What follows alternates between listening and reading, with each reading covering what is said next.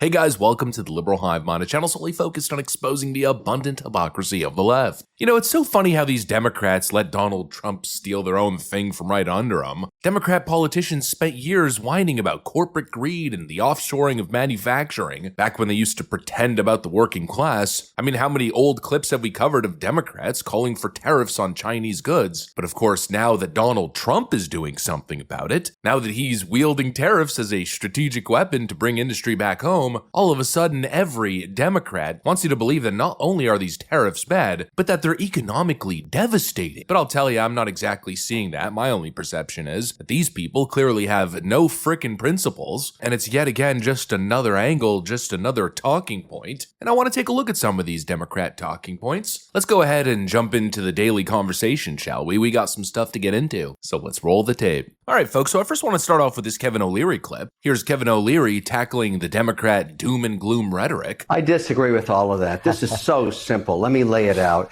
You go to Europe, you take an American product to sell it in Italy, they whack a 13 to 50% consumer tax. And you go to the airport, you get your money back, of which 1% people do. Same in Canada, same in Mexico, England, Switzerland, all the same. All that Trump has done, because we never had consumer taxes in the U.S., you can't get that through Congress, he calls it a tariff. Reciprocal, and kind of the highlight deal right now is the EU, 26 cats being herded, and Germany and France are a little, for lack of better words, pissed off, but what he did is he whacked them with a reciprocal 15% VAT tax in the U.S. You ship something over here from Europe, you pay the same thing they whack an American product with. It's not that complicated. And the market, because listen, I don't give a rodent's rear end about politicians.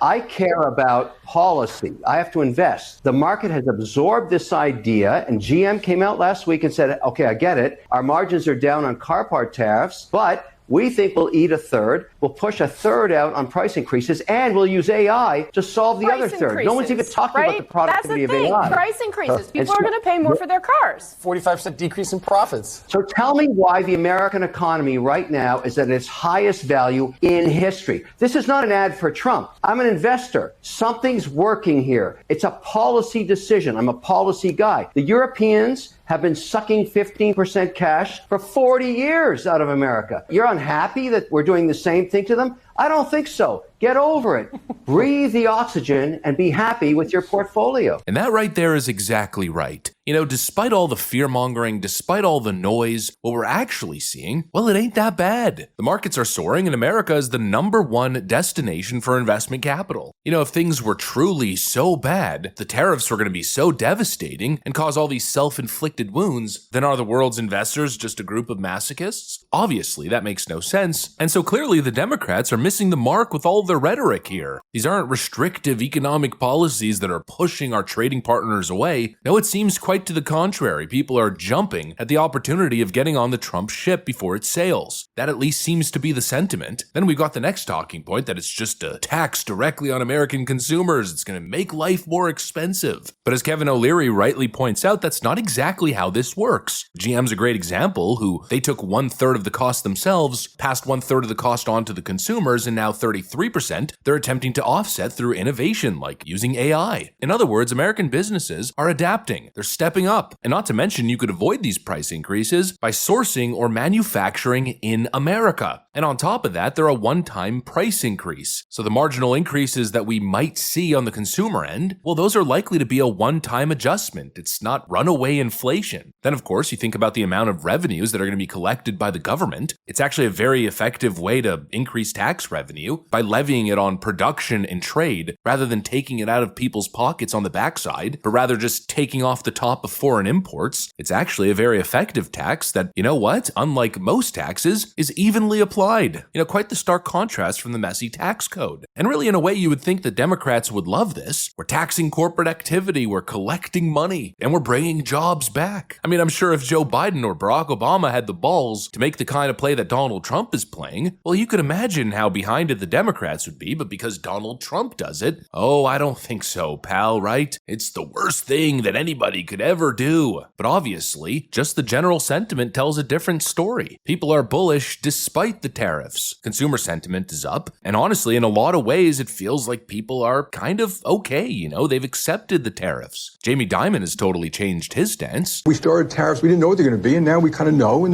they're more moderate and thoughtful and more carefully done, and hopefully they'll help some companies export.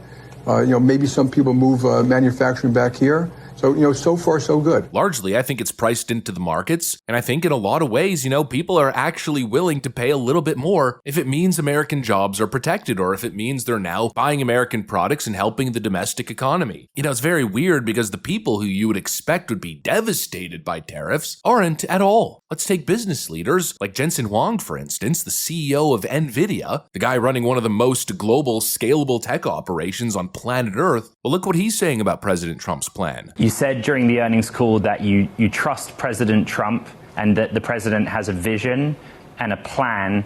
Could I ask if you've talked to him about that plan and if it includes coordinating with NVIDIA on policy adjustment that relates to changes in technology export controls? Obviously, I don't know all of his ideas, but let me tell you about two that are incredible. The first one is utterly visionary. The idea of tariffs being a pillar of a bold vision to reindustrialize, to onshore manufacturing, and motivate the world to invest in the United States, and it's just an incredible vision. I think this is going to be a transformative idea for the next century for us. We're all in on the idea. We're setting up plants and encouraging our partners from around the world to invest in the United States, and we have a lot of stuff going on, and so I'm very excited about that. The second major idea is to rescind the AI diffusion rule, recognizing that this isn't about limiting American technology, but this is about accelerating American stacks around the world to make sure that before it's too late, that the world builds on American stacks during this extraordinary time, the AI era. And so these two initiatives are completely visionary, and it's going to be transformative for America. And you know what? This tells you everything, because Huang obviously could easily build supply chains overseas, but he's actually ready and excited to onshore talent and manufacturing, and of course tech infrastructure, because he sees the writing on the wall. He understands the policy. He understands the competitive edge that it gives America to produce its own goods, to be building tech at home, and of course he also understands the national security implications. The most important thing is the vision of bringing jobs back. And yes, I know. Cue the leftoids with eyeballs popping out of their skulls, raging at the screen. But what about the jobs report? The jobs report. That was weaker than expected.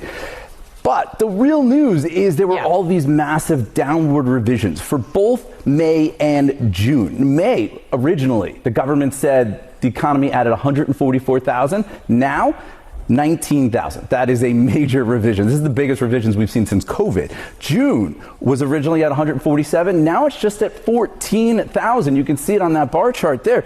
June was the worst since December of 2020. I just talked to Joe Brusuelas. He's the chief economist over at RSM, and he said this report that we just got, when you look at the July numbers and the revisions, he says this is the worst major economic report we've gotten since the end of the pandemic. And sure, the jobs report from July and June, well, they're not exactly ideal, the revisions looking pretty grim, but it's also not entirely unexpected. I mean, the Fed rate is still very restrictive. Companies obviously have been cautious around these tariffs and high interest rates. It's normal to see a slowdown in hiring. Predictably, the Democrats are acting all outraged, signaling that this is the end of the world, but the reality is we've seen temporary slowdowns in sectors that are mostly tied to foreign labor and bloated government hiring. That's where the job loss is. That and probably, all the deportations that have been going on. But when it comes to native-born workers, the numbers are still gaining and rising. Real wages still climbing. But the most important thing is that this is a realignment towards emphasizing American labor, not useless bureaucrats and foreign workers pumping up the numbers to make Joe Biden look good. I'm telling you, a little blip on the radar, at least that's the way I'm perceiving it. And honestly, the reason I'm not even worried is because even if it is bad, I know for a fact that the president is paying attention. If a course correction is necessary, well, he's gonna make that course correction. Basically, Democrats want to spook you off your balance. They want you to jump ship, scare you off course, but it will not happen. Little short-term hiccups do not affect the macro view. And right now, I don't care what anyone says. I don't care how many times the Democrats quote the same jobs report over and over again. Nothing they say could change my view. Nobody said a complete economic realignment was going to be easy or without consequences, without hiccups. Obviously, we were bound to see a couple issues, but in the end, I'm confident things will be going quite well.